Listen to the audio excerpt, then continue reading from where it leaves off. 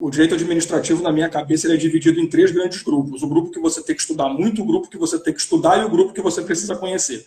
Né? Então, assim, o direito administrativo você tem que ter a base. Todas as aulas que eu dou, as minhas matrizes no Alfacom e outros cursos que eu trabalho também, existe uma lógica. O direito administrativo não pode ser estudado jogado. Então, você começa ali com a parte de Estado, governo, aquela parte mais chata, né, mais histórica, que a OACP não cobra, ela não gosta, mas a UFGV já gosta um pouco mais, sabe? Então você conhecer ali os conceitos de Estado, governo, administração pública e tal, ver a organização e depois começa a ver as ações do Estado, atos, serviços, licitação, sabe? Fechou esse grupo, aí você vai para aqueles que você tem que estudar, que aí, licitação, improbidade, que é a parte de leis. E eu tenho esse lado bom. Depois que a gente sai da teoria, que é um porre, a gente tem uma parte de leis gigantesca. Né? Então, você acaba estudando atos na Lei 9784, não tem para onde fugir, e você vai fazer licitação, vai falar de outros. E tem um grupo que você precisa dar uma olhada. Né? E nesse grupo vão entrar ali bens públicos, controle da administração pública, que são assuntos que você acaba vendo no meio do caminho e não precisa. Claro, você vai aprofundar. Eu estou pensando assim, Instituto OACP, eu não faço ideia como é que ele vai cobrar uma discursiva, por exemplo, sabe? Por quê? Porque não é uma instituição com esse costume de realizar esse tipo de prova. Aí você pega provas de delegado anteriores, de bancas desconhecidas. Mato Grosso do Sul, 2013, se eu não me engano, foi a tal do MS Concurso que eu brinquei. Eles fizeram uma questão da mais idiota possível. E sabe como é que você resolveria? Com o que você falou, o prazo. O cara trouxe uma história de nomeação, posse e exercício. Qual era o efeito se o cara tomasse posse e não fosse exercer o cargo? Sabe, uma pergunta imbecil. Não sei sacanagem, imbecil. O cara que fez a primeira parte foi para a segunda, ele ficou puto, né? Por causa do nível. Então, não tem como saber assim, exatamente o que eles vão cobrar, mas não é para esperar nada muito complexo, não. Agora, sim, coisa recente, que aí entra um detalhe que eu acho interessante a gente falar. O STF ele tem julgado algumas coisas em relação a autarquias.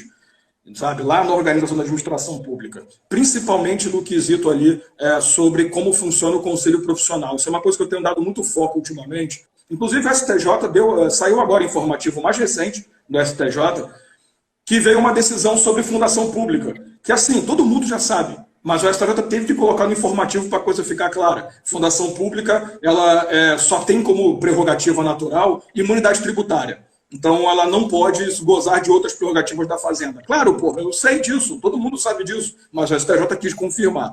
Então, assim, tem tido uma repetição de decisões na área de organização da administração pública, não me pergunte por quê, mas que tem fixado algumas coisas.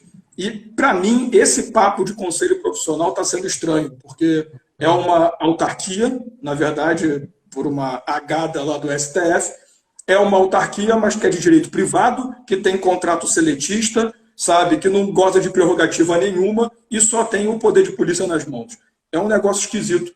Aí a gente cai no tradicional, poder de polícia. Esse é um assunto que não tem jeito, vai cair alguma coisa de poder de polícia, seja os atributos, seja as classificações ali, os ciclos, né, de polícia, isso eu não tenho dúvida. Tá? Mas basicamente, de recente é isso, assim, súmulas para nós, é engraçado. As súmulas mais recentes, mais importantes que saíram, foram a 591 e 592 da STJ. Denúncia anônima, se era possível ou não no processo, que é, e a prova emprestada.